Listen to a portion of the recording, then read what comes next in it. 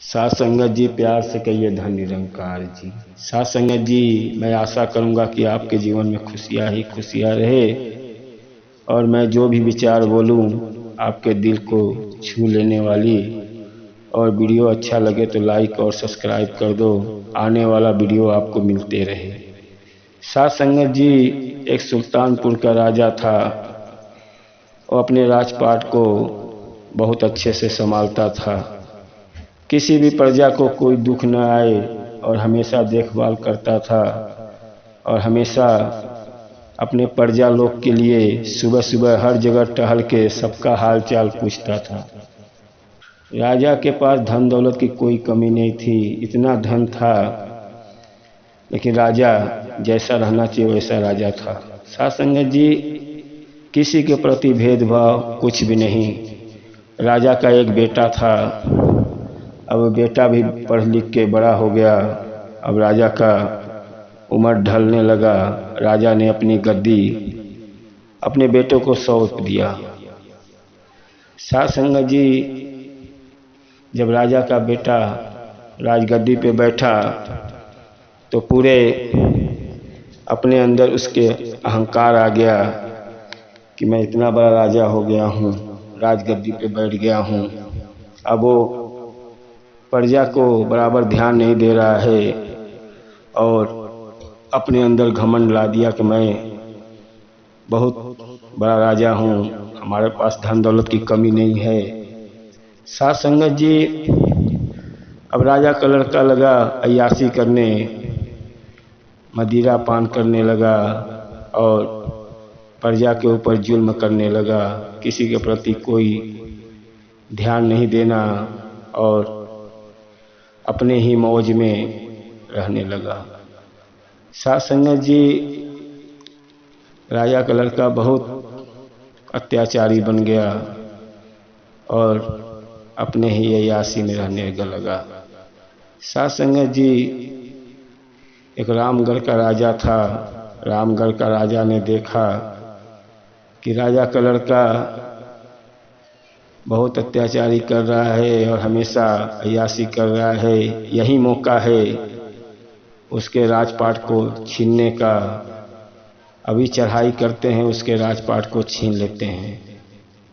साथ संगत जी, रामगढ़ के राजा ने मौका पाके अपने सैनिक के साथ में चढ़ाई किया और सुल्तानपुर का राजा बन गया और वहाँ से राजा को लड़का को मार भगाया और अपने वहाँ का राजगद्दी पकड़ लिया। साथ संगत जी, राजा का लड़का भागते भागते भागते बहुत जंगल में चला गया अपने जान को बचाते हुए। उसके हाथ से राजगद्दी निकल गई।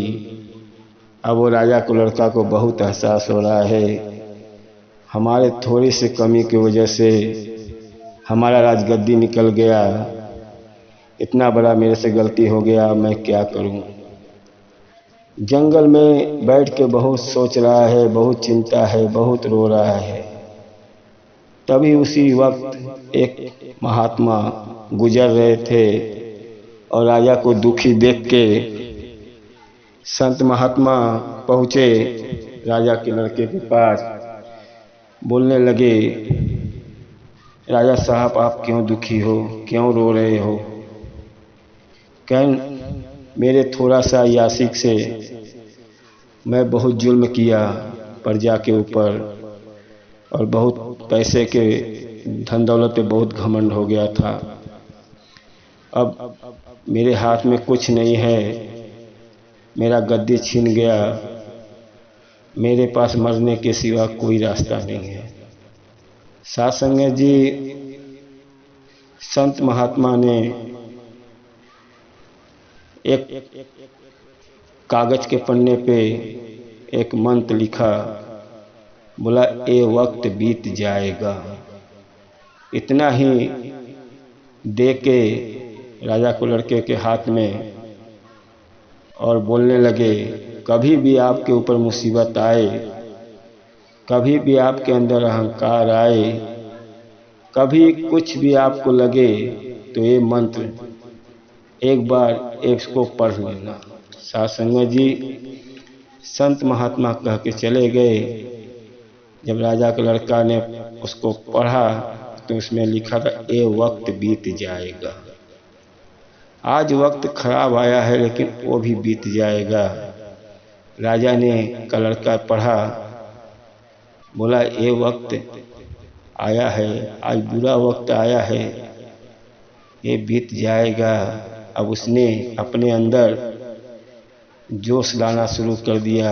अपने सैनिक को इधर उधर से लगा बुलाने और सभी सैनिक को खोज खाज लिया और पूरा तलवार से बंदूक से जो भी उसके पास हथियार था सब लेके हिम्मत से जोश में फिर अपने गद्दी के पाने के लिए चढ़ाई कर दिया।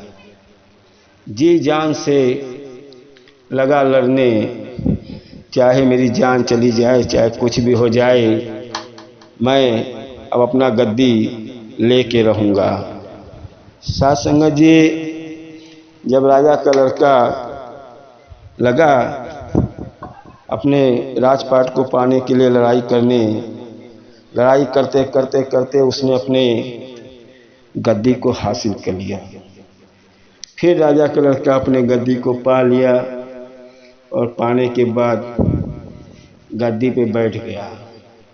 बैठने के बाद फिर उसके अंदर कुछ दिन बीता, साल 2 साल प्रजे को ध्यान दे रहा है। फिर उसके बाद अचानक उसके अंदर कुछ अहंकार आने लगा। तब उसने वहीं संत महात्मा का चिट्ठी निकाला, लगा पढ़ने, ये वक्त बीत जाएगा। आज फिर अहंकार करोगे, ये वक्त बीत जाएगा। फिर समय आता है और जाता है। आज राजा हो, कल फिर गरीब बनोगे, फिर कभी गरीब हो तो कभी राजा बनोगे। लेकिन वक्त हमेशा चलते रहेगा, समय हमेशा चलते रहेगा। तो राजा के अंदर से अहंकार मिट गया। जब उसके अंदर कोई प्रॉब्लम आती थी वो यहीं पढ़ता था, ये वक्त बीत जाएगा।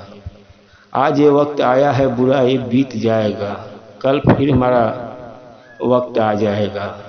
तो हमेशा साध संगत जी इसी का समय का आज आपके ऊपर मुसीबत है, अपने अंदर एक ही रखो, ये वक्त बीत जाएगा, ये समय बीत जाएगा। आज आपके ऊपर मुसीबत है, ये मुसीबत टल जाएगा।